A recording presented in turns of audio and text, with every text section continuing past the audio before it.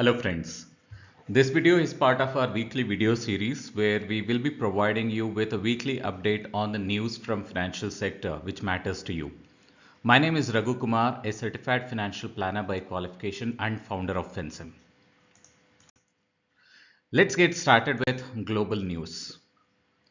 US Federal Reserve continued its war against inflation by increasing the rates by 0.25% and gave tentative hint that the current tightening cycle is coming to an end. The committee which decides on the rate hikes said that it is prepared to adjust the stance of monetary policy as appropriate if risks emerge, and further rate hike will purely depend on the data. The European Central Bank slowed the pace of its interest rate increase on Thursday, but signaled more tightening to come in what markets expect to be the final stage of its fight against inflation. Last week, we mentioned that we are still not out of the woods when it comes to banking crisis, and the situations of global banks still remain critical. Over the last weekend, JP Morgan acquired First Republic Bank, which is the third major US institution to fail since March this year. First Republic Bank's failure had similar reasons as SVB and Signature Bank, wherein spooked depositors and investors started pulling their money and shares in bulk. On the domestic front, GST collections continued to rise in April month as well. A record amount of 1.87 lakh crore was collected as GST in April, which is a direct testimony to the growth of Indian economy. When it comes to investment and returns, investors need to understand that not all great innovations will result in good returns. One of the best examples is air travel. It was the greatest innovation of the last century which boosted the economic growth of the entire world. However, if we were to look at most of the airlines across the world, they aren't making significant profits, and some of them are even bleeding cash. In India, we have witnessed fall of many airlines, and this week, Wadia Group owned Go First filed for insolvency resolution on 2nd of May and said that it can no longer continue to meet financial obligations.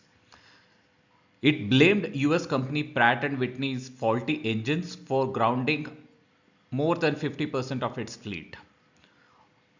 More than 50% of its planes are not operational due to faulty engines supplied by this US company Pratt & Whitney, and Go Air is taking them to the court of law to make them answerable. Deadline for opting higher EPS has been extended till June 26, 2023. If you are not sure whether you want to opt for higher EPS, please look at the video created this week explaining the features, benefits and limitations of EPS. You can find the link for the video in the description box. Nifty 50 this week had a flat performance as the gains made by it earlier during the week eroded with Friday's 1% correction.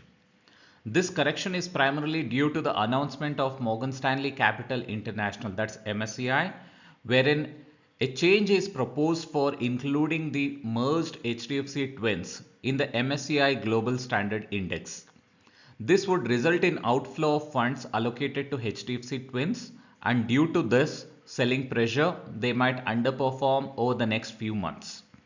Both HDFC Bank and HDFC were down by 6% on Friday. Nifty Mid Cap and Small Cap rose by 1.05 and 1.11% respectively. Not major action on the sectoral side. Fall in bank index is primarily attributed to HDFC twins. Gold appreciated by 2.45%, wherein the Brent crude oil was down by 5.75%. USD INR remained flat. Most of the world indices were mildly negative last week.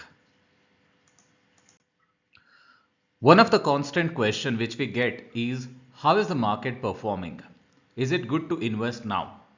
Let's answer this question by showing few numbers. In October 2021, Nifty was at 18,161 levels and on 29th of April 2023, Nifty was at 18,063 level, indicating no growth over the past 1.5 years. What we need to also make a note of is the price to earning ratio and earning per share, which indicates the fundamentals of the market. Price to earning ratio in October 2021 was at 26.2, indicating the market is expensive. Looking at April 2023, PE ratio is 19.2. We can certainly say that the market is reasonably priced at this point of time. Also, earning per share of Nifty has increased from 693 in October 2021 to 940 in April 2023, indicating the underlying stocks are generating good profits.